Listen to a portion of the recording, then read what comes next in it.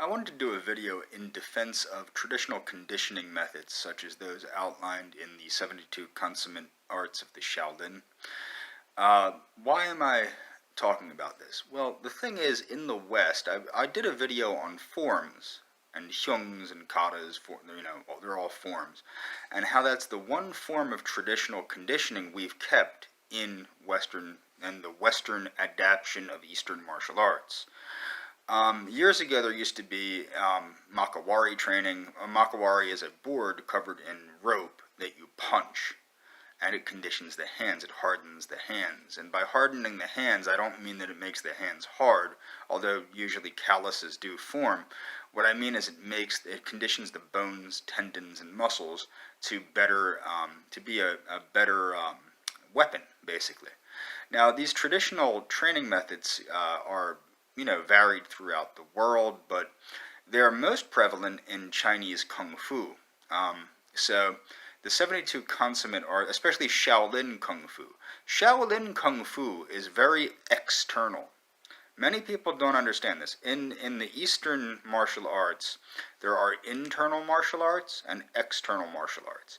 An internal martial art would be more something like Tai Chi, and an external martial art would be something like straight up Shaolin Hungar or something like that. So, and karate, Okinawan karate would be classified as a hard external martial art. Sometimes they're classified as hard and soft styles, but the interesting thing is you need both. Like, for example, if you take Tai Chi, the applications of Tai Chi translate to Qin Na. Qin Na is the Chinese art of seizing and, seizing and acting, seizing and tearing, basically. You're ripping apart the opponent. So what about these conditioning techniques, such as smacking a bag of sand or things of this nature? These are very indispensable and do work. The problem is, in the West, these methods of conditioning are they take a lot of patience and they take a lot of time, or you will hurt yourself very badly. But this is not any different than something like progressive resistance training. It's actually similar. It is progressive resistance training, except the resistance is coming from the target, the thing that's being hit. And it does work. I can attest to that. It does work. It strengthens the area of the body being conditioned.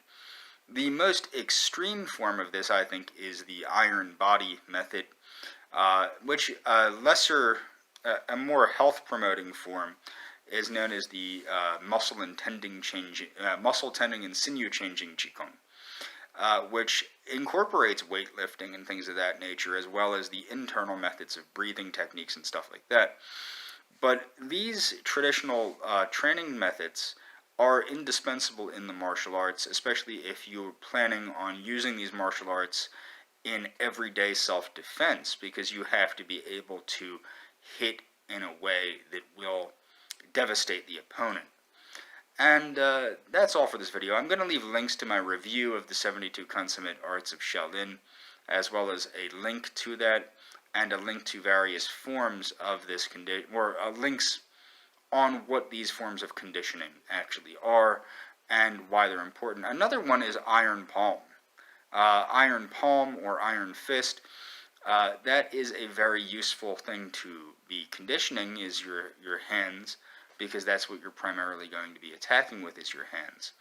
And I didn't know this, and I was taking karate for years, and we do spear hands, which to me, it looked like a good way to break your hand, until I realized that these conditioning methods actually make it so you can deliver things like a spear hand without breaking your hand over the progressive conditioning of that part of your anatomy over a long period of time. But if you just tried to jam your fingers into somebody's solar plexus without conditioning your hands, good luck. And that's all for this video.